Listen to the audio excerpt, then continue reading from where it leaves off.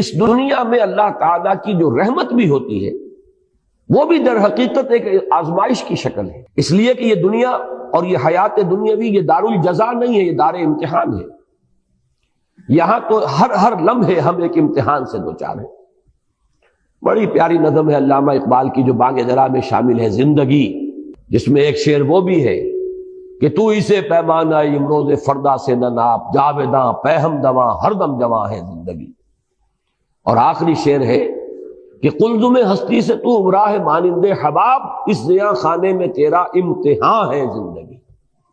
اور یہ در حقیقت ترجمانی ہے سورہ ملک کی اس آیت کی کہ ہم نے خلق الموت والحیات لیبلوکم ایکم احسن عملا۔ یہ موت و حیات کا سلسلہ، حیات مسلسل چلی جا رہی تھی، موت کا وقفہ ڈال دیا گیا، اس کے حصے کر دیے گئے تاکہ ایک چھوٹا سا حصہ علیحدہ کر لیا جائے، small chunk of our life, وہ علیحدہ کر لیا گیا تاکہ اس کو ایک امتحانی وقفہ بنا دیا جائے۔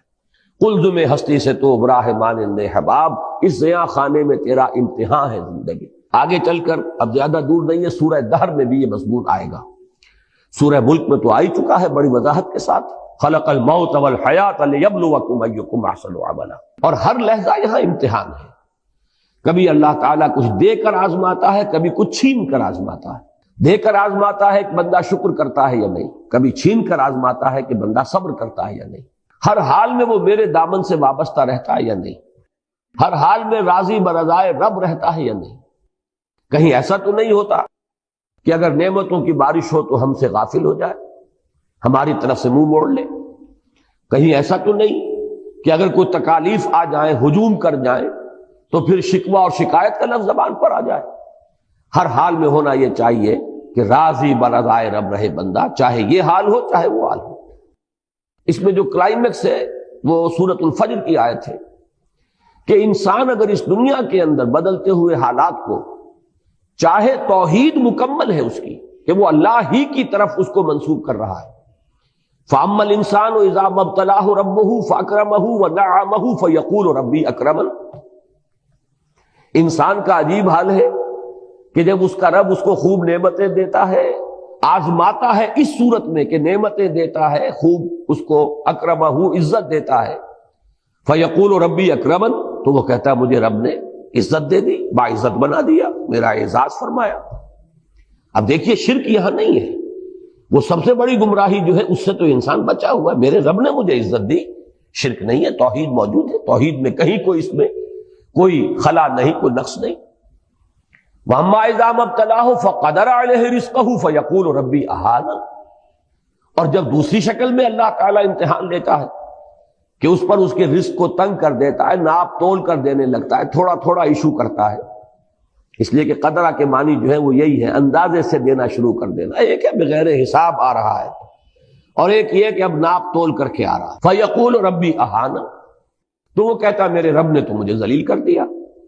اب ان دونوں جملوں میں توحید اور شرک کے اعتبار سے کوئی کمی نہیں ہے کہ کوئی گمراہی کی آپ نشاندہی نہیں کر سکتے۔ اللہ نے عزت دی اور اللہ نے ہی ذلیل کر دیا، لیکن فرمایا کلا، ہرگز نہیں۔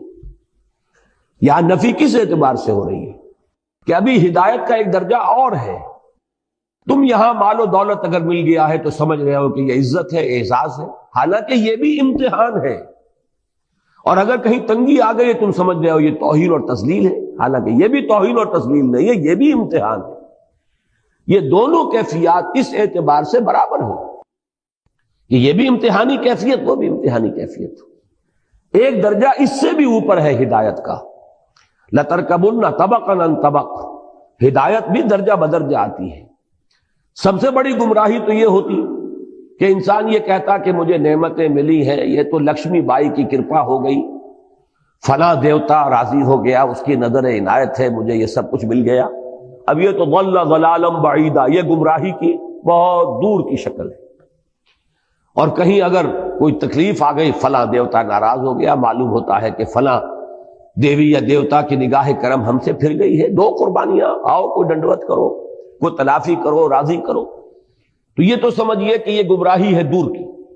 اس گمراہی سے آدمی چلا تو پہلا درجہ جو آیا ہدایت کا وہ توحید ہے، کہ اس نے یہ کہا کہ مجھے نعمت ملی تو اللہ نے میرا اعزاز اور اکرام فرمایا، مجھ پر تکلیف آئی، تنگی آئی تو اللہ نے مجھے ذلیل کر دیا، تو اس کے اعتبار سے تو یہ ہدایت ہے۔ لیکن اب یہ تیسری سیڑھی کو دیکھیں گے تو یہ بھی ابھی گمراہی ہے۔ وہ تیسری سیڑھی کیا ہے کہ یہ دونوں حالتیں مساوی ہیں، یہ دونوں حالتیں امتحان ہیں، دونوں میں اللہ آزما رہا ہے۔ ابھی ایک چوتھی سیڑھی ہے، یہ سب سے اونچی ہدایت ہے۔ اس تک تو یوں سمجھیے کہ اخص الخواص پہنچ پاتے ہیں، عام لوگوں تک کی اس تک رسائی نہیں ہے، اور وہ یہ ہے کہ یہ سمجھا جاتا ہے عام طور پر کہ اگر مفلسی ہے، احتیاج ہے، دنیاوی حالات کی تنگی ہے تو یہ امتحان شاید زیادہ کڑا ہے، زیادہ سخت ہے، اور اگر فراوانی ہے اور دولت ہے اور عزت ہے تو یہ امتحان شاید ہلکا ہے، آسان ہے۔ حقیقت یہ ہے چوتھی سیڑھی جو ہے ہدایت کی، کہ اصل میں امتحان بھاری جو ہے وہ دولت کا امتحان ہے۔ اگر اللہ تعالیٰ زیادہ دیتا ہے، عزت دیتا ہے، وجاہت دیتا ہے، یہ امتحان زیادہ سخت ہے، زیادہ مشکل ہے۔ اگر تنگی ہے، مصیبت ہے، تکلیف ہے تو یہ امتحان آسان ہے، اس لیے کہ تنگی میں اور مصیبت میں لامحالہ انسان کا رجوع اللہ کی طرف ہوتا ہے، جبکہ محتاط ہے، فراوانی ہے، عزت ہے تو اس میں بہت شدید اندیشہ ہے غفلت کا۔ تو معلوم یہ ہوا کہ نتیجے پر اگر نگاہ ہے تو اس کے اعتبار سے یہ امتحان کے دولت ہو اور اس کے انبار ہو اور فراوانی ہو، یہ زیادہ مشکل امتحان ہے بنسبت اس کے کہ تکلیف ہو یا کوئی دنیا میں احتیاج کا معاملہ ہو۔ اس کے حوالے سے یاد رکھیے امام احمد ابن حنبل رحمۃ اللہ علیہ کا وہ واقعہ کہ ایک زمانے میں حکومت جو ہے تشدد کر رہی تھی، شدید ترین عتاب میں آئے ہوئے ہیں، مار پڑ رہی ہے، جیلوں میں ٹھوسا ہوا ہے، اور الفاظ یہ آتے ہیں روایات میں کہ وہ مار ماری گئی ہے کہ اگر ہاتھی کو بھی وہ مار ماری جاتی تو بلبلا اٹھتا، لیکن کبھی کوئی آنسو جو ہے آنکھ سے نہیں ٹپکا۔ لیکن جب حالات بدل گئے اور اب دار الخلافہ جو ہے، جو بیت الخلافت، وہاں سے اب آ رہے ہیں اشرفیوں کے توڑے لے کر ایک شخص آیا ہے، تھیلی لے کر آیا ہے کہ یہ خلیفہ نہیں، کیونکہ خلیفہ بدل گیا، اب حالات جو ہے حکومت کے تبدیل ہو گئے۔ تو جب وہ تھیلی پیش کی ہے ان کی خدمت میں اشرفیوں کی، تب رو پڑے کہ اے اللہ میں اس امتحان اور آزمائش کے قابل نہیں، یہ امتحان کہیں زیادہ سخت ہے، کہیں مشکل ہے۔ تو ان چار درجوں کو اگر اللہ تعالیٰ توفیق دے تو یاد رکھیے۔ اب دیکھیے ریلیٹیو، یہ جو تھیوری آف ریلیٹیوٹی ہے یہ ہر جگہ چلتی ہے۔ سب سے اونچے درجے کے اعتبار سے دوسرا درجہ بھی گمراہی کا ہے،